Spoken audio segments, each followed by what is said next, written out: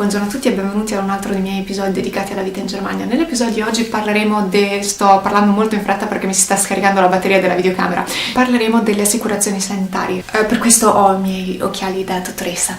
Cosa significa un'assicurazione sanitaria? La differenza con l'Italia è che in Italia abbiamo questa assicurazione statale che è quella che vi arriva con la tesserina sanitaria nazionale e potete andare in qualunque ospedale e avete le cure coperte, potete andare dal vostro medico di famiglia e avere le cure coperte. In Germania dovete stipulare un'assicurazione sanitaria perché sembra che non abbiano quella statale, non so esattamente perché.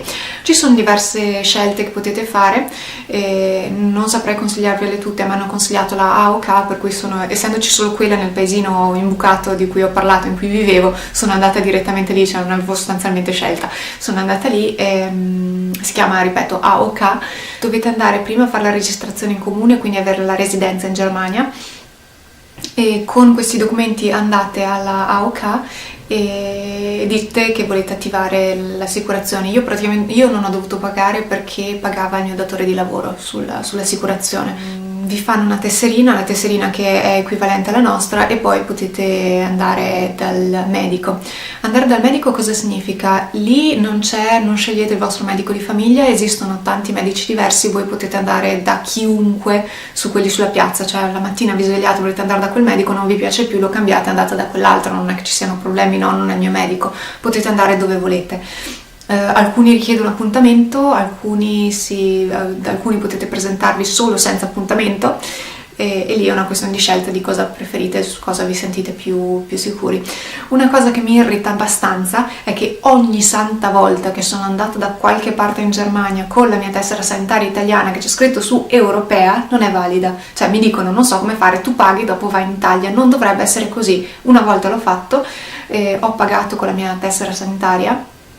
Insomma, gli ho presentato la mia tessera sanitaria, ho pagato il medico, dopo sono tornata in Italia mi hanno detto no guardi, lei non doveva pagare, dovevano pagare i tedeschi. Adesso molto bello, molto amore, grazie tante, dovevano pagare i tedeschi, però i miei soldi indietro li rivorrei. È stato un casino, sostanzialmente mi sono dovuta far restituire i soldi all'assicurazione italiana che è andata a chiederli ai tedeschi che avevano sbagliato.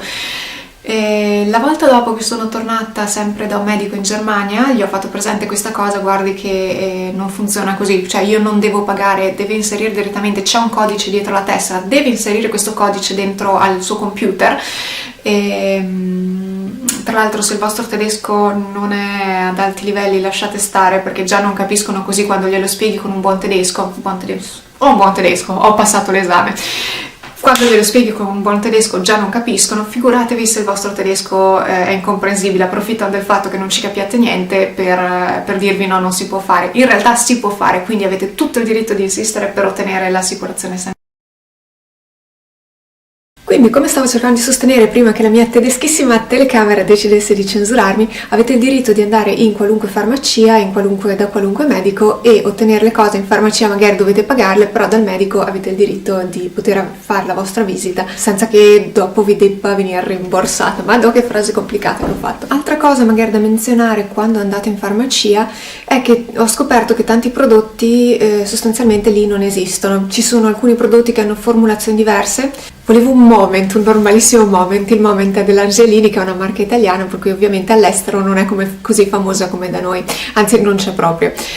Per cui cosa ho fatto? Sono andata con la mia confezione del Moment, è stato da ridere perché il farmacista lo guarda perplesso e fa Moment. Io, sì, il mio Moment, vorrei il mio Moment. Ha dovuto cercarla sul computer. Tra l'altro ero quasi lì che non sapevo se aiutarlo, perché sotto Moment c'è scritto ibuprofene, che è il principio attivo, che in tedesco si chiama Ibuprofen. Non era così difficile da intuire, cioè bastava che leggesse sotto il nome sotto la marca per capire di cosa si trattasse, ma no, lui è andato a cercarla sul computer, sempre per questa cosa che i tedeschi, come ho già detto in qualche altro video, non sono molto intuitivi. Da 200 non ce l'avevano, pare che in Germania non si venda, ha dovuto cercare tra i rimasugli i resti di magazzino per trovare una pillola da 200. Ecco, quindi una volta che avete la vostra tesserina non rischiate di avere problemi. Se andate con quelle italiane invece rischiate sostanzialmente che non ve l'accettino. Sull'argomento farmacie e medicina mi pare che sia tutto. Sempre come al solito, se avete dubbi scrivetemeli qui sotto e vediamo se è qualcosa che mi sono trovata al solito da affrontare, quindi ho una certa conoscenza o competenza in materia. Può essere che anch'io non sia la massima esperta, ecco.